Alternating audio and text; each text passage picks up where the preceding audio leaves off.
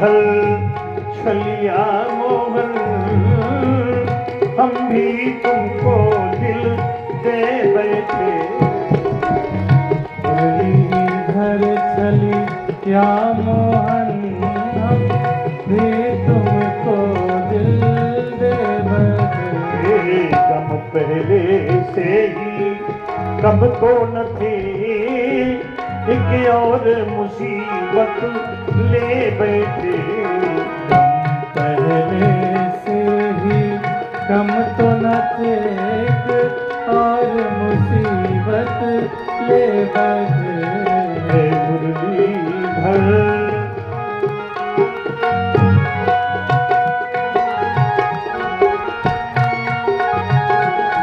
मन कहता है तुम सुंदर हो, मन कहता है तुम सुंदर हो, आँखें कहती है दिखलाओ। आँखें कहती हैं दिखलाओ। मन ढूंढ के भी तुम्हें पाता नहीं, हम कैसे कहें विभु ये बैठे। मन ढूंढ के भी तुम्हें पाता नहीं, हम कैसे कहें देखो ये बात। अरे मुरलीधर छलिया मोहन, हम भी तुमको दिल दे बैठे। मुरलीधर छलिया मोहन, हम भी तुमको दिल दे बैठे। महिमा सुनकर हैरान हैं हम, महिमा सुनकर हैरान हम। यदि दर्श मिले तो चैन मिले, यदि तरस मिले तो चैन मिले। मन ढूंढ के भी तुम्हें पाता नहीं, तुम हो किसी मन में बैठे। मन ढूंढ के भी तुम्हें पाता नहीं, तुम हो किसी मन में बैठे। मुरलीधर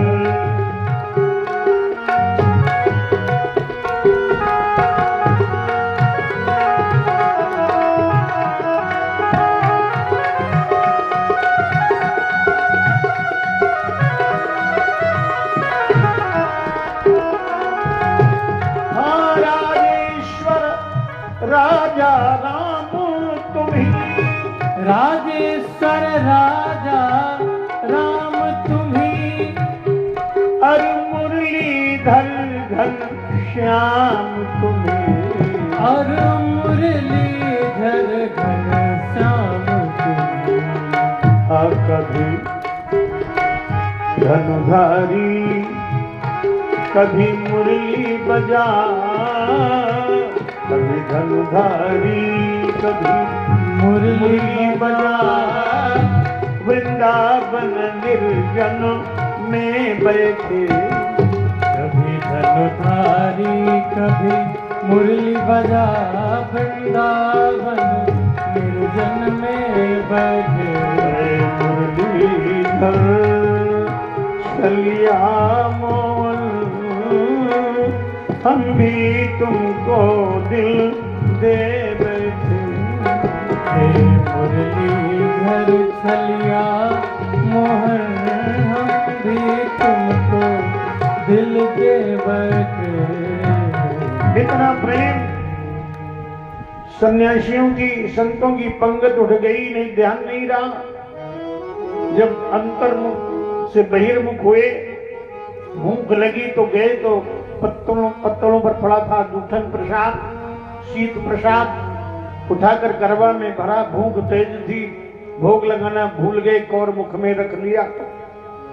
और जब माधव दास ने कौर मुख में रख लिया तो ज्ञान आया, भोग नहीं लगाया। अरे हमने भोग नहीं लगाया, अभी संतों का प्रसाद उगलना भी ठीक नहीं और खाना भी ठीक नहीं, तो भोग नहीं लगाया। संतन को यह शीत प्रसाद लियो मुख डारी न जात गिरायो संतन सोया। शीत प्रसाद लियो मुख डारना जात गिरायो।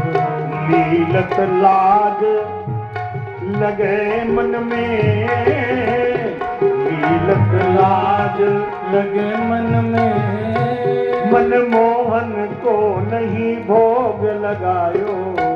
लीलत लाज लगे मन में, मन मोहन को नहीं भोग लगायो।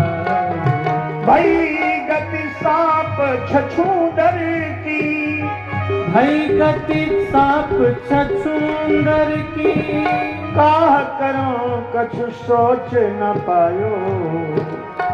अबीती गयो वह वार विनीत, भई रजनी दिन दूसरो आयो। बीत गयो वह वार विनीत, भई रजनी दिन दूसरो आयो।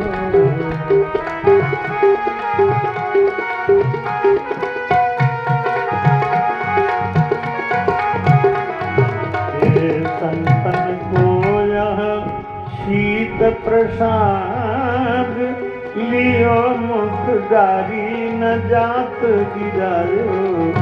लीलत लाज लगे मन में, मनमोहन को नहीं भोग लगायो। दिन बीत गया, रात बीत गई, दूसरा दिन आ गया। मुंह का कौर मुंह में, नेत्रों से अश्रुधार।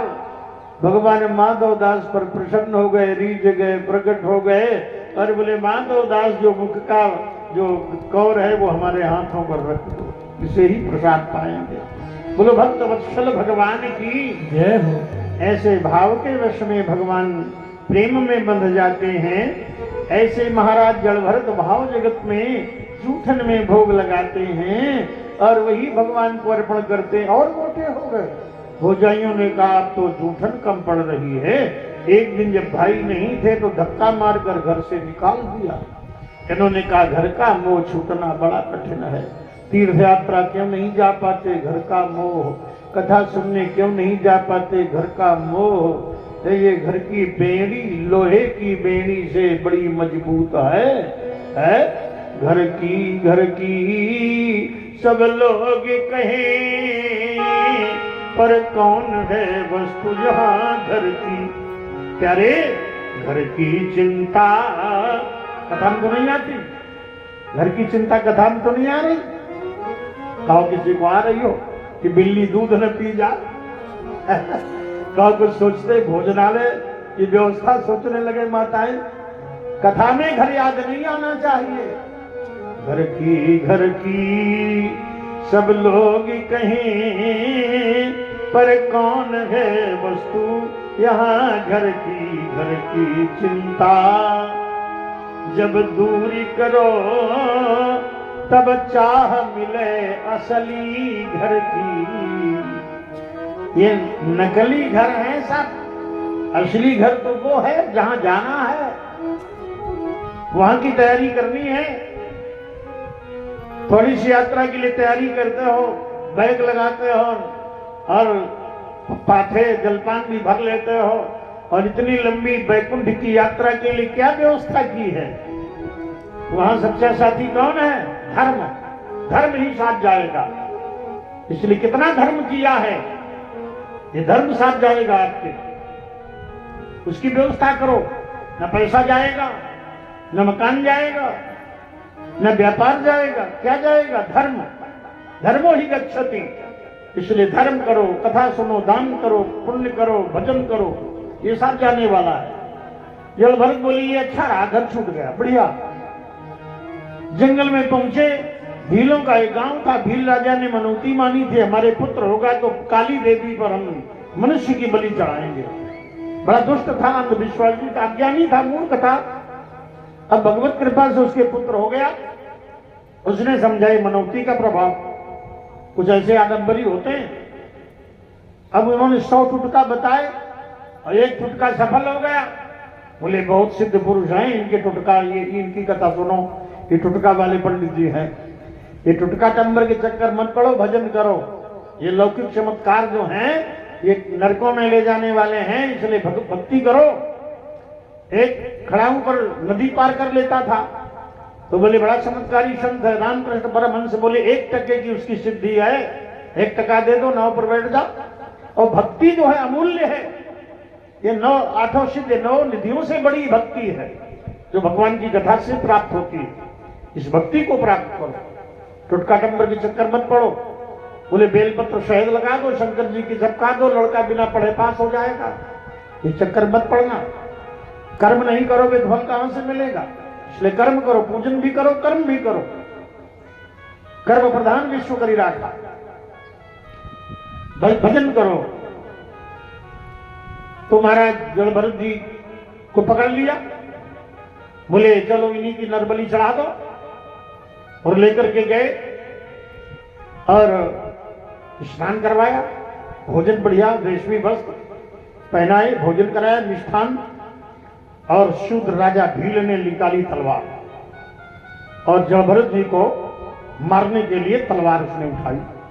जलभरत सोचने लगे तो मिठाई खिला रहा था, तलवार निकाली तलवार। आज भगवती भद्रकाली विचार करने लगी, देवी मां ये बालक ब्रह्मचारी ब्राह्मण है, अवधूत है, यदि इसकी एक बूंद रक्त भी मेरी मूर्ति पर गिरी तो मैं भस्म हो जाऊंगी। आज भगवती भद्रकाली पाषाण मूर्ति फाड़कर प्रकट हो गई, प्रकट हो गई। बोलो भद्रकाली माता की जय हो। ये धूप बत्ती मत सलवाया करो, इससे धुआं से नाक में जाता है, कई बार तुम्हें ठोका मानते हो, बुझा दो। हाँ तो भक्तों धूप बत्ती कथा में नहीं सुलगाओ, बुझाओ उसको। तो भक्तों आज भद्रकाली प्रकट हो गई, शूद्र राजा के हाथ से तलवार ली और उसी का सिर काट दिया, और उस रक्त लेकर खप्पर में भरकर पी गई। बोलो भद्रकाली माता की जय हो। जयंती मंगला काली, भद्रकाली कपालिनी, दुर्गा क्षमा शिवा धात्री, स्वाहा स्वधा नमोस्तुते। सैनिकों का विवध कर दिया। जलबर जी को न मरने का कोई दुख था, न छूटने का कोई हर्ष। सुख दुखे समय कृत्वाला भाला भू जय जय। चल पड़े, वस्त्र उतार दिए। सिंधु शौवीर प्रदेश का राजा रघुगण कपिल मुनि से सांख्य शास्त्र का उपदेश लेने इक्षुमती नदी के किनारे किनारे ये बैठे पालकी पर जा रहा था। महाराज योगेश्वर जल भरत इक्षुमती नदी की रेती में लौट रहे थे। राजा धूप में भी पालकी चलवा रहा था। एक कहार गस खाकर गिर गया, बीमार हो गया। उस समय कहारों के मुखिया ने कहा, राजन आप क्षण भर